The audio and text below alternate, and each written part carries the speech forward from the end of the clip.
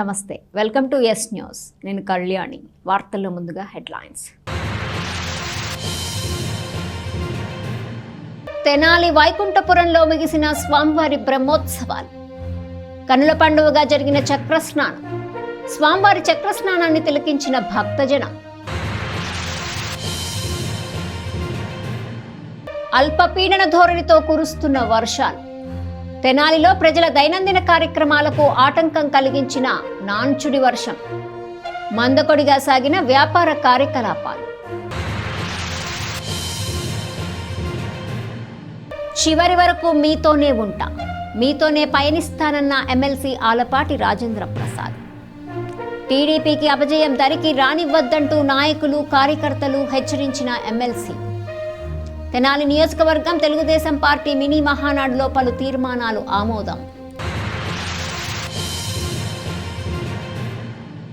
తెనాలిలోని నాజర్పేటలో గల NVR convention హాల్లో Telugu Desam party Tenali నియోజకవర్గ మినీ మహానాడు జరిగింది. మినీ మహానాడులో తెలుగుదేశం పార్టీ ఎదుర్కొన్న ఆటుపోట్లు, ప్రజా సంక్షేమం, రాష్ట్ర అభివృద్ధిలో చేసిన కృషి, ముఖ్యమంత్రి నారా చంద్రబాబు నాయుడు నాయకత్వ పటిమను నాయకులు పేర్కొన్నారు. స్థానిక నాజర్పేటలోని ఎన్వీఆర్ కన్వెన్షన్ హాల్లో జరిగిన తెలుగుదేశం పార్టీ తెనాలి నియోజకవర్గ మినీ మహానాడులో పార్టీ ఆవిర్భావం నుంచి నేటి వరకు జరిగిన పరిణామాల గురించి నాయకులు వివరించారు. ముందుగా తెలుగుదేశం పార్టీ చేపట్టిన తీర్మానాల్ని ఈ సందర్భంగా ఆమోదించారు. భవిష్యత్తులో తెలుగుదేశం పార్టీకి అపజయం అనేది దరికి రానివ్వదని నాయకులు కార్యకర్తల చేత శపథం చేయించారు. ఈ సందర్భంగా ఎమ్మెల్సీ ఆలపాటి రాజేంద్ర ప్రసాద్ మాట్లాడుతూ తెలుగుదేశం పార్టీ పోరాట పటిమను, అలాగే ముఖ్యమంత్రి నారా చంద్రబాబు నాయుడు దూరదృష్టి, రాష్ట్ర అభివృద్ధి, మహిళా సాధికారత, రైతు ప్రయోజనాల కోసం ఆయన అనుసరించిన విధానాలు తెలియజేశారు. ప్రశ్నించే గొంతు మనది, సమర్థించుకునే శక్తి కూడా మనది, కష్టం వస్తే సహనం వహించే తత్వం మనది అంటూ కార్యకర్తలని ఉత్సాహపరిచారు. చివరి వరకు మీతోనే ఉంటా, మీతోనే పయనిస్తానంటూ ఆలపాటి రాజేంద్ర ప్రసాద్ స్థానిక నాయకులకు, కార్యకర్తలకు భరోసా ఇచ్చారు. ఇదే విధంగా మహిళా కమిషన్ మాజీ చైర్పర్సన్ నన్నపనేని రాజకుమారి, ఇంకా పలువురు ప్రముఖులు ప్రసంగించారు. ఈ కార్యక్రమంలో నాయకులు తాడిబైన హరిప్రసాద్, వంగా సాంబిరెడ్డి, నన్నపనేని సుధాకర్, బోడపాటి అరుణ, డిఎల్ కాంతారావు, జొన్నాదుల మహేష్, వీరమాచినేని వెంకటేశ్వరరావు, కేసన కోటేశ్వరరావు, మహమ్మద్ కుద్దూస్, మంగమూరి హరిప్రసాదరావు, అక్కిశెట్టి వెంకటేశ్వరరావు, కుదరవల్లి శ్రీనివాసరావు తదితర నాయకులు, కార్యకర్తలు పాల్గొన్నారు. ఆయన ఏ పాత్ర పోషించినా ఆ పాత్రకి జీవం పోసినటువంటి వ్యక్తి అన్న నందమూరి తారక రామారావు. దేవుడు పాత్ర పోషిస్తే దేవుడు ఇట్లా ఉంటాడనో, రైతు పాత్ర పోషిస్తే ఇదే రైతు అయితే ఇట్లాగే ఉంటాడనో, లేకపోతే ఒక పేదవాడి పాత్ర పోషిస్తే పేదరికాన్ని మనకి జీవం పోసినట్టుగా అద్దంలో చూపించినటువంటి నాయకుడు మన నాయకుడు నందమూరి తారక రామారావు. 60 సంవత్సరాల తర్వాత ఆయన జీవితంలో ఏ రకమైనటువంటి పాత్రలు పోషించాడో ఆ పాత్రలతో పాటు ఈ సమాజానికి ఏది అవసరమో గుర్తించి ఆయన పాలన 7 సంవత్సరాలైనా 37 సంవత్సరాలు ఏది చేయలేనటువంటి కాంగ్రెస్ పార్టీ సుదీర్ఘకాలం ఈ రాష్ట్రాన్ని, ఈ దేశాన్ని ఏలిన సందర్భం. ఎందుకంటే మనం క్రమశిక్షణతో ఉండే వ్యక్తులం, పనిచేసే వ్యక్తులం, సహాయం చేసే వ్యక్తులం, సహాయపడగలిగిన ధైర్యం, స్థైర్యం ఉన్నటువంటి వ్యక్తిత్వం కలిగి ఉన్నటువంటి కార్యకర్తలు మీ అందరూ కూడా అని చెప్పి ఈ సందర్భాన్ని మనం చేస్తాం. ఈ మహానాడు సందర్భంలో మిమ్మల్ని అందరూ నేను కోరుకునేదే మరలా అపజయం అనేది ఈ ప్రాంతంలో ఉండకూడదు.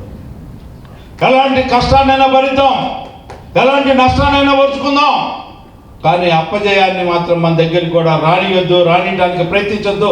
అలాంటి ఆలోచనలు ఎక్కడ పుణికిపుచ్చుకోకూడదు అని చెప్పి శపథం చేయాలి ఈ మహానాడులో అని చెప్పి నేను మీ అందరినీ కోరుతా ఉన్నాను.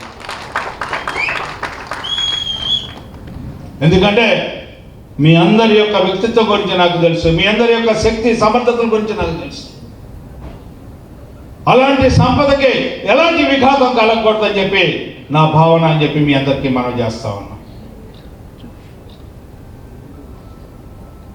ఆ రకమైన ఆలోచనతో ఈనాడు మనకు ఏదైతే ప్రవేశపెట్టిన తీర్మానాలు ఉన్నాయో ఆ తీర్మానాలని ముక్తకంఠంతో ఆమోదిస్తూ మీ అందరూ చప్పట్ల ద్వారా హర్షధ్వానాలు తెలియజేయాలని చెప్పి కోరుకుంటూ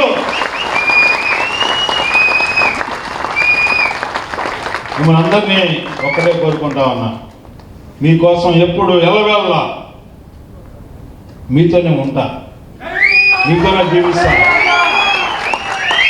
మీతోనే నా ఆఖరి క్షణాల వరకు కూడా మీతోనే ఉంటాయి. అది మాత్రం మీరందరూ గుర్తుపెట్టుకోండి. నాకేదో ఉండాలి, ఏదో చేయాలి అనేది కాదు.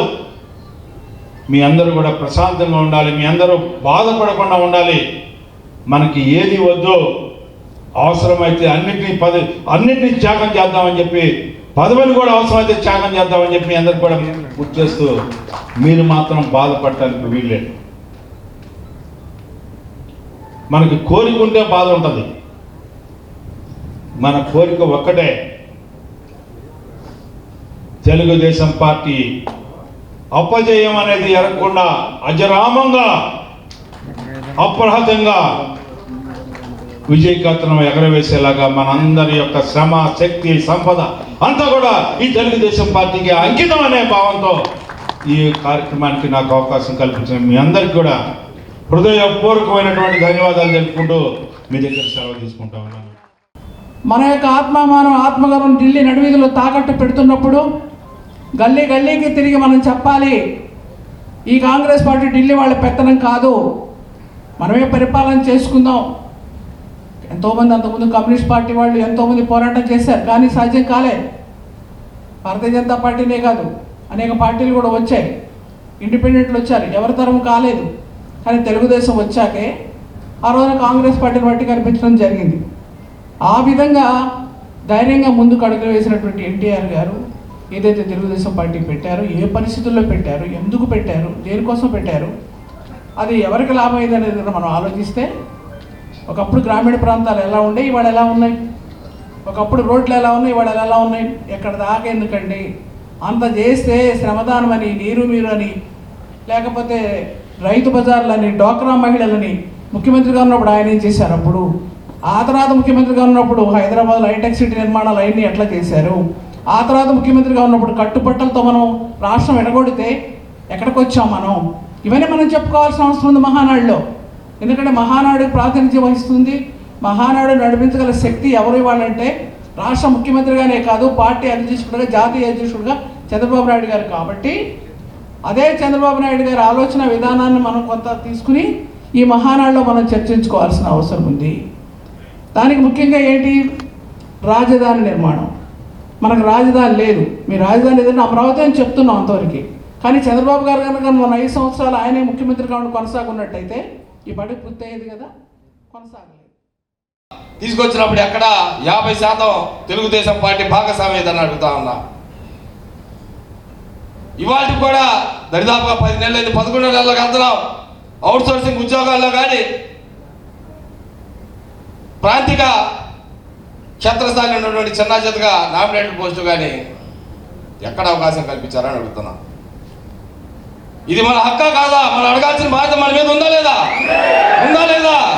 దయచేసి ఈ యొక్క తీర్మానాన్ని ఏదైతే 50% అని చెప్పి గౌరవ మన జాతీయ పార్టీ అధ్యక్షుడు ముఖ్యమంత్రి చంద్రబాబు నాయుడు గారు చెప్పారో, అయ్యా చంద్రబాబు నాయుడు గారు, ఇవాళ ఈ పార్టీ ఆవిర్భావం నుండి పనిచేసే వాళ్ళు ఉన్నారు, మధ్యలో వచ్చిన మేమున్నాం, ఇట్లాంటి చాలామంది ఈ పార్టీని నమ్ముకొని, ఈ పార్టీ జెండా నమ్ముకొని, మీ సిద్ధాంతాలని ఏదైతే ఉన్నాయో దాన్ని గుడికి పుచ్చుకొని ఈ పార్టీ బలంగా ఉండాలి, మీ నాయకత్వం బలంగా ఉండాలి పనిచేస్తున్నటువంటి ఈ కార్యకర్త మనోభావాలను గౌరవించి ఏదైతే 50% మీరు ఇచ్చారో ఆ 50% అన్ని విషయాల్లో కూడా మాకు అవకాశం కల్పించాలని చెప్పేసి ఈ సందర్భంగా తీర్మానం చేస్తూ మీరందరి దగ్గర సెలవు తీసుకున్నారు.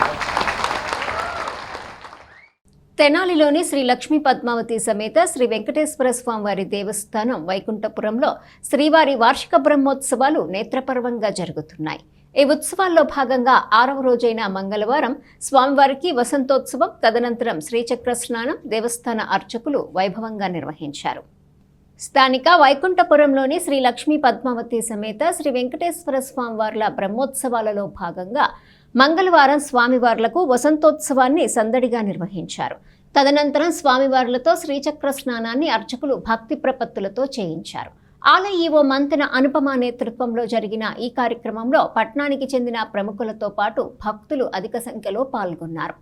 రాత్రి 7:30 గంటలకు ధ్వజారోహణం, పూర్ణాహుతి, అలాగే బుధవారం ద్వాదశ ప్రదక్షిణలు, రాత్రికి స్వామివారి ఏకాంత సేవతో బ్రహ్మోత్సవాలు ముగిసినట్లు ఆలయ ఈవో మంతెన అనుపమ తెలిపారు. ఈ బ్రహ్మోత్సవాలను ఆలయ అర్చకులు అలహరి రవికుమార్, సత్యనారాయణ, గౌతమ్, చిట్టి యజ్ఞనారాయణ శర్మ నిర్వహించగా నిర్మల, కేవి రమణ, తిరుపతి రాయుడు సహాయ సహకారాలు అందించారు.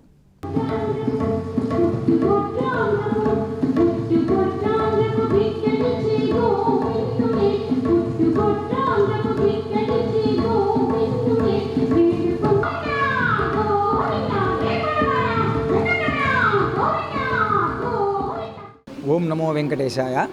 శ్రీ లక్ష్మీ పద్మనాభస్వామి శ్రీ వెంకటేశ్వర స్వామివారి దేవస్థానం వైకుంఠపుర క్షేత్రం తెనాలి బ్రహ్మోత్సవాల్లో భాగంగా ఈరోజు 6వ రోజున అంటే నిన్న కళ్యాణోత్సవం, తదుపరి గరుడు సేవ, రాత్రి రథోత్సవం దివ్యంగా జరిగింది గ్రామోత్సవంగా.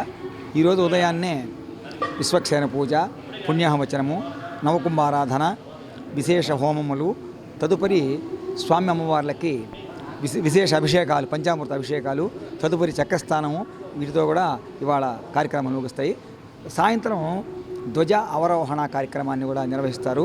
రేపు ఏకాంత సేవ కార్యక్రమం సాయంత్రం ఉంటుంది కనుక ఈ ఏకాంత సేవలో కూడా భక్తులు పాల్గొని విరివిగా పాల్గొని తరించవలసిన కూర్చున్నాము. ఈ కార్యక్రమాలన్నీ కూడా ఆలయ కార్యనిర్వహణాధికారి అయినటువంటి అనుపమ గారి ఆధ్వర్యంలో నిర్వహించబడుతున్నవి. ఓం నమో వెంకటేశాయ.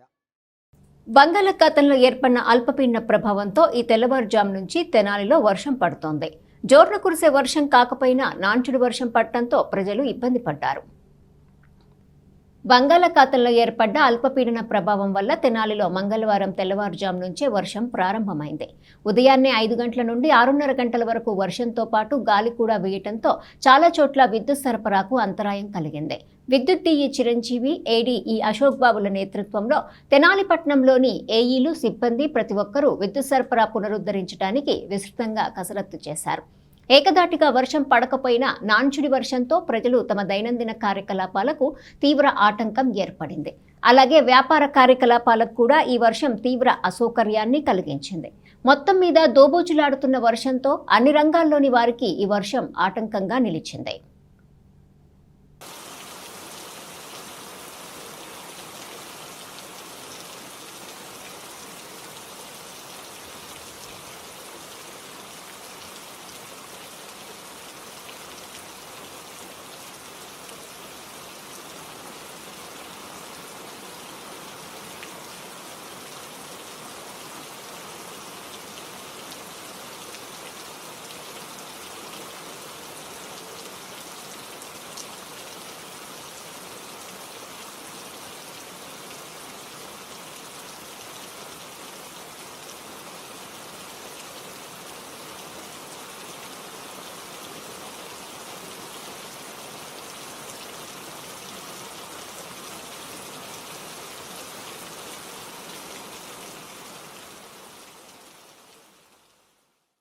ప్రభుత్వ మరియు ప్రైవేటు ఐటీఐ ఇన్స్టిట్యూషన్ నందు 2025-26 సంవత్సరానికి మొదటి విడత ప్రవేశం కొరకు దరఖాస్తు చేసుకునే అభ్యర్థులు మే నెల 24వ తేదీ సాయంత్రం 5 గంటల్లోపు తమ పేర్లు ITI-APGovernment.in వెబ్సైట్ ద్వారా నమోదు చేసుకోవాలని ప్రభుత్వం ఒక ప్రకటన విడుదల చేసింది.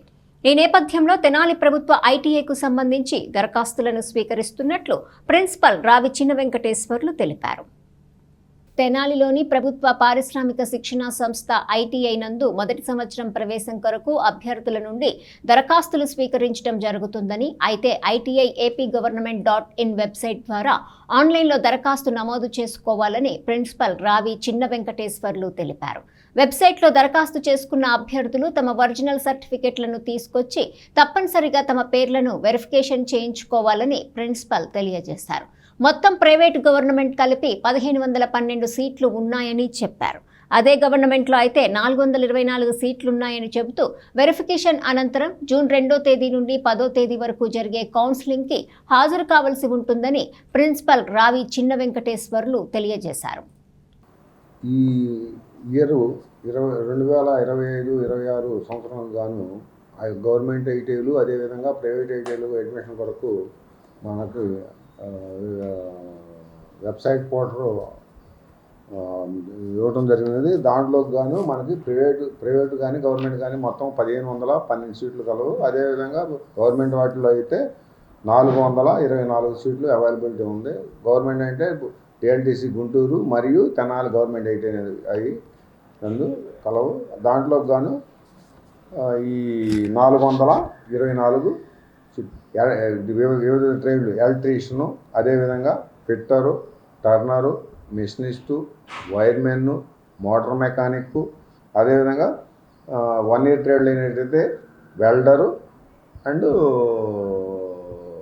డీజిల్ మెకానిక్ ట్రేడ్లు అండ్ వేకెన్సీస్ ఉన్నాయి. వీటన్నిటికి గాను ఈ నెల 24వ తారీఖు వరకు కూడా వెబ్ పోర్టల్లో ఆన్లైన్లో అప్లికేషన్ పొందుపరచుటకు మీకు ITI.nic.in వెబ్ ఆప్షన్లో ఓపెన్ అయి ఉంటుంది. దాంట్లో మీరు అప్లై చేసుకున్న తర్వాత మీరు మీ ఒరిజినల్ సర్టిఫికేట్స్ ఏవైతే ఉన్నాయో ఐటీఐకి కానీ, అదేవిధంగా గుంటూరు అయితేనేమో డిఎల్టీసీ గుంటూరుకు కానీ తీసుకుని వెళ్ళి వెరిఫై చేసుకోగలరు. చేసుకున్న తర్వాత అప్పుడు మాత్రమే వెబ్ లాగిన్లో మీ అప్లికేషన్ అనేది యాక్సెప్ట్ చేయబడుతుంది. ఎందుకంటే మనం అప్లై చేసాం కదా, మన వెరిఫికేషన్ చేసుకోకపోతే ఏమవుతుందంటే మనము జెన్యూనా కాదా, ఎస్ఆర్ నో అనేది దాని కోసం ఈ వెరిఫికేషన్ అనేది ఆప్షన్ అనేది మాత్రం ఓన్లీ గవర్నమెంట్ ఐటీలు మాత్రమే కలిగి ఉంది. దానికోసం మీరందరూ కూడా 24వ తారీఖు వరకు చేసుకోవచ్చు. ఆ రోజు సాయంత్రం 5 కనుక మీరు బిఫోర్ కనుక చేసుకున్నా కూడా 24వ తారీఖు సాయంత్రం లోపు మీరు కనుక వచ్చి వెరిఫై చేసుకున్నట్టయితే మీ యొక్క అప్లికేషన్ ఆన్లైన్లో ధృవీకరించబడుతుంది. దానికి మళ్ళా 2 or 3 డేస్లో మళ్ళీ ఇంటర్వ్యూస్ ఎప్పుడు అనేది మళ్ళీ పేపర్ ప్రకటన ఇవ్వబడుతుంది. సినీ అగ్ర హీరో జూనియర్ ఎన్టీఆర్ జన్మదినోత్సవాన్ని పురస్కరించుకొని ఎన్టీఆర్ ఫ్యాన్స్ బండ్ల వెంకట్ చౌదరి ఆధ్వర్యంలో పట్టణంలో వివిధ సేవా కార్యక్రమాలు చేపట్టింది. ఈ సందర్భంగా జూనియర్ ఎన్టీఆర్ పట్ల తమ అభిమానాన్ని చాటుకుంది. చలనచిత్ర సీమలోని అగ్ర హీరోల్లో ఒకరైన నందమూరి తారక రామారావు జూనియర్ ఎన్టీఆర్ జన్మదినోత్సవాన్ని పురస్కరించుకుని ఎన్టీఆర్ ఫ్యాన్స్ ఆధ్వర్యంలో స్థానిక రైల్వే స్టేషన్ రోడ్లో పేదలకు, వృద్ధులకు అన్నదాన కార్యక్రమాన్ని నిర్వహించారు. తదనంతరం జేఎంజే కాలేజీ ఆధ్వర్యంలో నిర్వహిస్తున్న స్వదార్ హోమ్ నందు ఆశ్రయం పొందిన వృద్ధులకు, విద్యార్థులకు బ్యాగులు, డైనింగ్ చైర్స్, భోజన వసతి ఏర్పాటు చేశారు. అనంతరం బుర్రిపాలెం రోడ్లోని మహాత్మా సేవాశాంతి ఆశ్రమంలోని వృద్ధులకు అన్నదానంతో పాటు పండ్లు పంపిణీ చేశారు. బండ్ల వెంకట చౌదరి ఆధ్వర్యంలో జరిగిన ఈ కార్యక్రమంలో దినేష్, గుమ్మడి భార్గవ్, జి మణిగోపాల్, గుమ్మడి సాయివాణి, ఎస్కే భాషా తలేవ, సాయి కృష్ణ, కొత్తపల్లి, వి సూర్య, భాషాజాన్, పి ఉదయ్ కుమార్, నిఖిల్ సాయి, కార్తీక్, చింటూ తదితరులు పాల్గొన్నారు. ఇవాళ మే 20వ తారీఖు 2025 సంవత్సరం మా అన్న జూనియర్ ఎన్టీఆర్ అన్నయ్య పుట్టినరోజు సందర్భంగా తెనాలిలో ఎన్టీఆర్ ఫ్యాన్స్ అందరూ కలిసి ఒక 4 సదార్ హోమ్స్లో, ఆర్ఫన్స్ హోమ్స్లో, గాంధీ ఆశ్రమంలో భోజనం, అలాగే పిల్లలకి స్కూల్ బ్యాగ్స్, అలాగే పెద్దలకి కొంచెం లగేజ్ బ్యాగ్స్, వాళ్ళకి కావాల్సిన నిత్యావసర సరుకులు పంపిణీ చేయడం జరిగింది. జూనియర్ ఎన్టీఆర్ గారి పుట్టినరోజు సందర్భంగా మరియు బండ్ల వెంకట్ మరియు భాషా జాన్ వాళ్ళ యొక్క మిత్రుల ఆధ్వర్యంలో ఈ రోజున ఎన్టీఆర్ జన్మదిన వేడుకలు ఘనంగా నిర్వహించడం జరుగుతుంది. మరీ ముఖ్యంగా వీళ్ళు అభిమానులుగా ఉంటూనే కానీ సేవా కార్యక్రమాలు మరి చాలా అద్భుతంగా చేస్తున్నారు. మరి రైల్వే స్టేషన్ పరిధిలో శ్రీ శివలింగేశ్వర స్వామి భక్తబృంద సేవా సమితి చేస్తున్న అన్నదాన కార్యక్రమం మరి ప్రతి ఆటా కూడా వీళ్ళు మరి ఎన్టీఆర్ పేరు మీద చేయడం జరుగుతుంది. ఈ రోజున మరి అన్నదాన కార్యక్రమమే కాకుండా మరి జేఎంజే కాలేజీ ఎదురుగా ఉన్న సలార్లందు అక్కడ ఉన్న విద్యార్థులకు, వృద్ధులకి బ్యాగులు మరియు మరి డైనింగ్ చైర్స్, అలాగే వాళ్ళకి భోజన వసతి కూడా ఏర్పాటు చేయడం జరిగింది. తదుపరి మహాత్మా గాంధీ ఆశ్రమం నందు కూడా అక్కడ ఉన్న వృద్ధులకు కూడా మరి భోజనం, పళ్ళు ఏర్పాటు చేయడం జరిగింది. మరి ముఖ్యంగా వీళ్ళని ప్రత్యేకంగా అభినందించాలి. ఎందుకంటే చిన్న వయసులోనే వీళ్ళు చేస్తున్న సేవా కార్యక్రమాలు ఒక అభిమాన నాయకుడిని చూసుకొని ఆదర్శంగా వీళ్ళు చేస్తున్న సేవలకి మా సేవా సమితి తరఫున ప్రత్యేకంగా వాళ్ళ ఫ్రెండ్స్ అందరికీ కూడా తెనాలిలోని 3వ పట్టణ పోలీస్ స్టేషన్ పరిధిలో జరుగుతున్న నేరాల నియంత్రణకు డ్రోన్లతో వినూత్న కార్యక్రమాన్ని చేపట్టారు. దీంతో ప్రజలు హర్షిస్తున్నారు. ఇలాంటి నిఘా నేత్రాలను ఎక్కువగా వినియోగించాలని కోరుతున్నారు. మల్లెపాడు పరిసర ప్రాంతాల్లో పరిమిడొంక, జగడగుండిపాలెం రోడ్ల వెంట మందుబాబులు విచ్చలవిడిగా మద్యం సేవిస్తూ ఆయా మార్గాల్లో పోయే పౌరులను భయభ్రాంతులకు గురి చేస్తున్నారు. మహిళలు, చిన్నపిల్లలైతే బెంబేలెత్తిపోతున్నారు. ఆయా ప్రాంతాల్లో సమీప గ్రామాలకు ఎటు వెళ్లాలన్నా భయాన్ని గుప్పిట్లో పెట్టుకుని వెళ్లే పరిస్థితి నెలకొని ఉంది. ఇటీవల మల్లెపాడు శివారు పరిమికొండ నల్లచెరువు వద్ద ఓ వ్యక్తిని అతి దారుణంగా పొడిచి చంపేశారు. మధ్యరాత్రి వేళ మహిళలను ఆటోలో ఎక్కించుకొని ఆయా ప్రాంతాలకు తీసుకెళ్లి అసాంఘిక కార్యక్రమాలకు పాల్పడుతున్నారు. పట్న శివార్లో నివసిస్తున్న గిరిజనులు సైతం పై సంఘటనల పట్ల భయాందోళనతో బిక్కుబిక్కుమంటూ జీవిస్తున్నారు. నేరస్తులు ఇలాంటి నేరాలకు పాల్పడేందుకు నిర్మానుషంగా ఉండే ఈ ప్రాంతాలను పనికట్టుకుని ఎంచుకుంటున్నారు. దీనిపై దృష్టి సారించిన 3వ పట్టణ సీఐ ఎస్ రమేష్ బాబు తన సిబ్బందితో సోమవారం ఆయా ప్రాంతాలను స్వయంగా డ్రోన్లతో నేర నియంత్రణ ప్రక్రియకు శ్రీకారం చుట్టారు. ఈ ప్రయోగాన్ని గమనిస్తున్న ఆయా ప్రాంతాల వాసులు 3 టౌన్ పోలీసులను అభినందిస్తున్నారు. ఈ కార్యక్రమంలో SI Nakka Prakash, 3 town police సిబ్బంది, డ్రోన్ టెక్నికల్ సిబ్బంది పాల్గొన్నారు.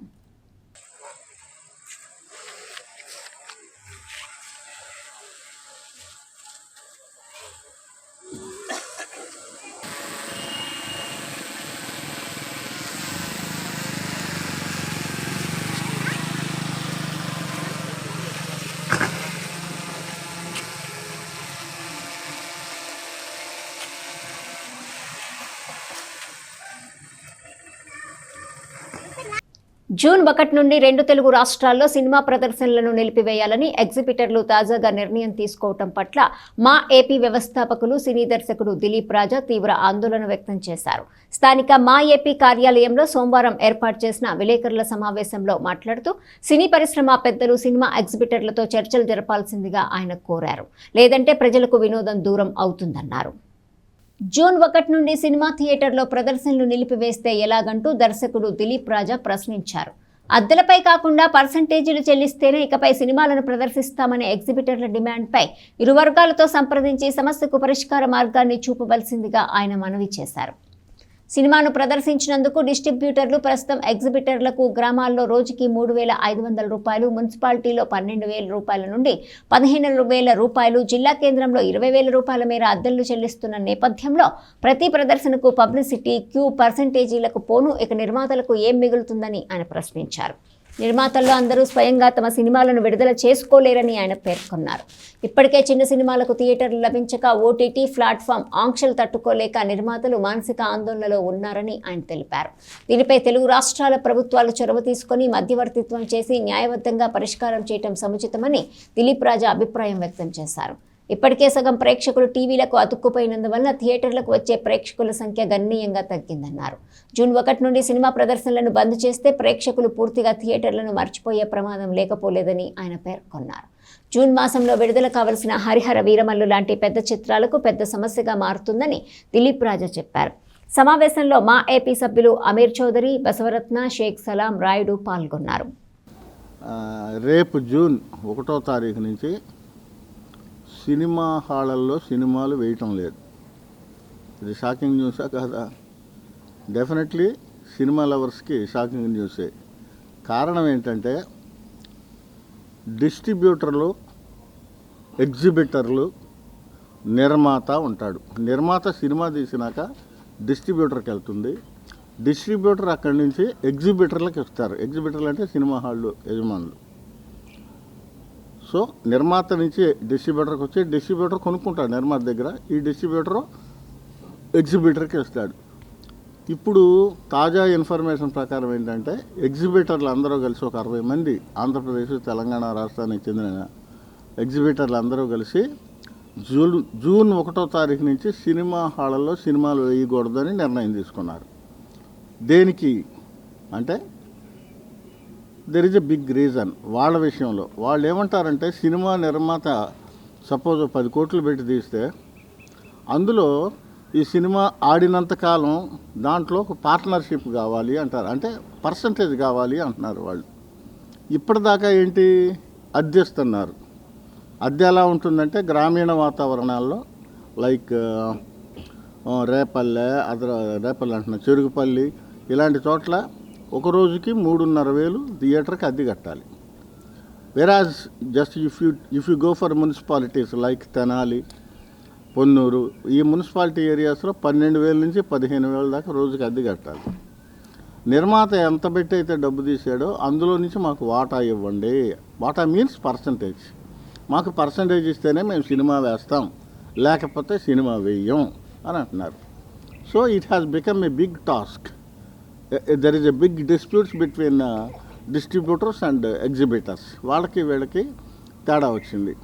మనం కూడా ఆలోచిస్తే వాస్తవంగా నిర్మాత పెద్ద పెద్ద సినిమా నిర్మాతలు ఇప్పుడు చిరంజీవి, బాలయ్య బాబు, మహేష్ బాబు ఇలాంటి పెద్ద పెద్ద హీరోలు, ప్రభాస్ ఇలాంటి సినిమాలు వారం రోజుల్లోనే కలెక్షన్ లాగేస్తారు. టికెట్ 500 పెట్టి 1000 రూపాయలు పెట్టి లాగేస్తారు. But if you go for the small movies, చిన్న చిన్న సినిమాల దగ్గరికి వెళ్తే వాటి పరిస్థితి అలాగే మీకు గోచరంగా ఉంది. ఒక రింగ్ నడుస్తుంది.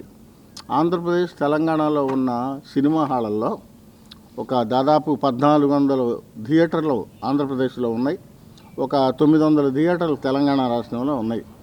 ఈ మొత్తం థియేటర్లు కూడా ఒక 4-5 చేతిలోనే ఉన్నాయి. నేను ఆడ పేర్లు చెప్పను, అందరికీ తెలిసిన విషయం అది. వాళ్ళు ఈ రోజున ఏం చేస్తున్నారంటే మాకు పర్సంటేజ్ కావాలి, లేకపోతే మేము సినిమా వేయం జూన్ 1 నుంచి అంటున్నారు. ఈరోజు 20. సో 10 రోజుల తర్వాత సినిమా రోజు సినిమాలు చూసేవాళ్ళు కొంతమంది ఉంటారు. కొంతమంది మార్నింగ్ షో చూసి ఫస్ట్ షో చూసేవాళ్ళు కూడా ఉంటారు. అయితే ఇప్పుడు when we compare with the previous days, ఈ టీవీలు వచ్చినాక కొంతమంది టీవీలకు అతుక్కుపోతున్నారు, టీవీలో వచ్చే సినిమాలు చూస్తున్నారు. కాబట్టి థియేటర్లకు వెళ్ళే వాళ్ళ పర్సంటేజ్ అయితే తగ్గింది. ఇప్పుడు ఇది కూడా పెట్టేస్తే ఏమవుతుంది? రాబోయే రోజుల్లో మెల్లిగా ఈ ఉన్న మనుషులు కూడా టీవీకి అతుక్కుపోయారంటే రేపు థియేటర్కి వచ్చే మనుషులు ఉండరు, థియేటర్కి వచ్చే ప్రేక్షకులు ఉండరు. కాబట్టి సగటు మనిషికైనా, రిక్షా కార్మికుడికైనా, రిక్షా కూలీకైనా, కోటీశ్వరుడికైనా, విమానంలో పైలట్కైనా వినోదాన్ని అందించేది ఏకైక సాధనం సినిమా. సో అలాంటి వినోద సాధనాన్ని ప్రజలకు దూరం చేయటం అనేది పద్ధతి కాదు. ఈ 2 రాష్ట్రాల సినిమా పెద్దలు కూర్చుని అటు డిస్ట్రిబ్యూటర్లతో అలాగే అటు ఎగ్జిబిటర్లతో కూర్చుని సంప్రదింపులు జరిపి దీన్ని ఏదో ఒక పరిష్కార దిశగా తీసుకెళ్ళకపోతే ఈ రాష్ట్రంలో సినిమా పరిశ్రమకి చీకటి రోజులు వచ్చినట్టే లెక్క.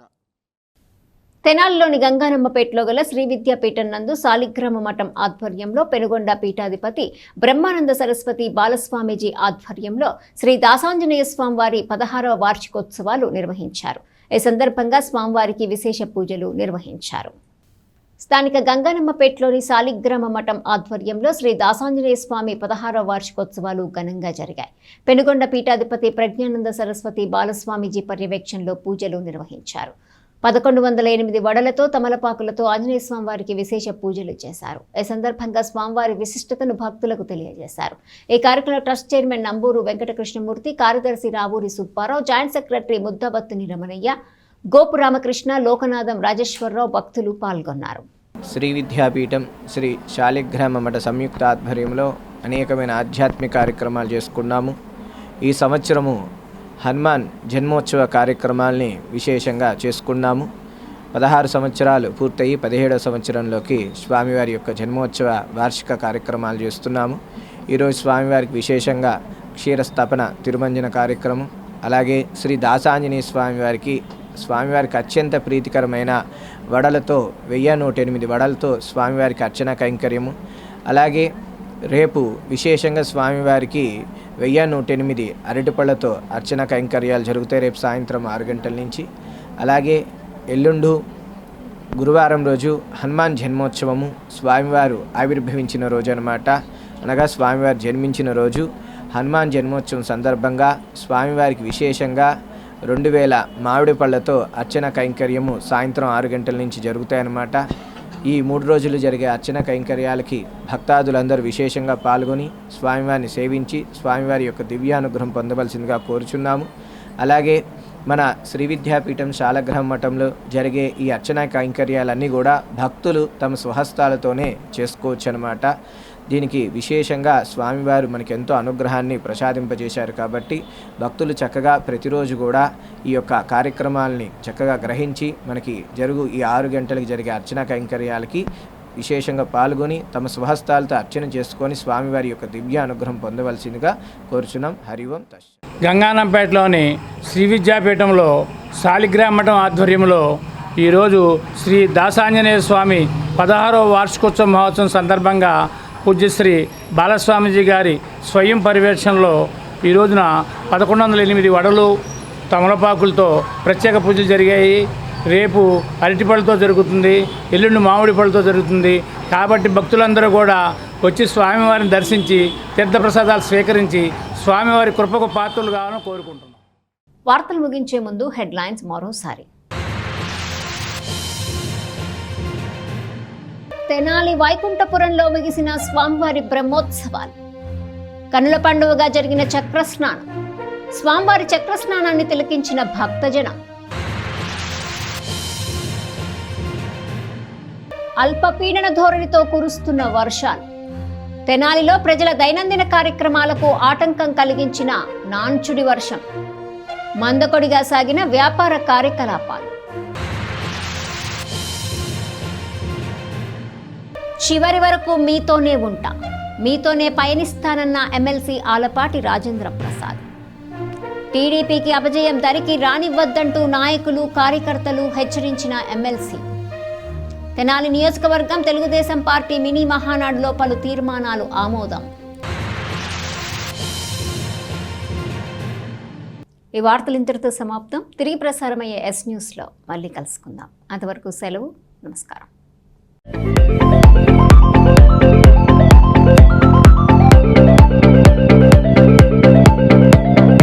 Please subscribe to our YouTube channel.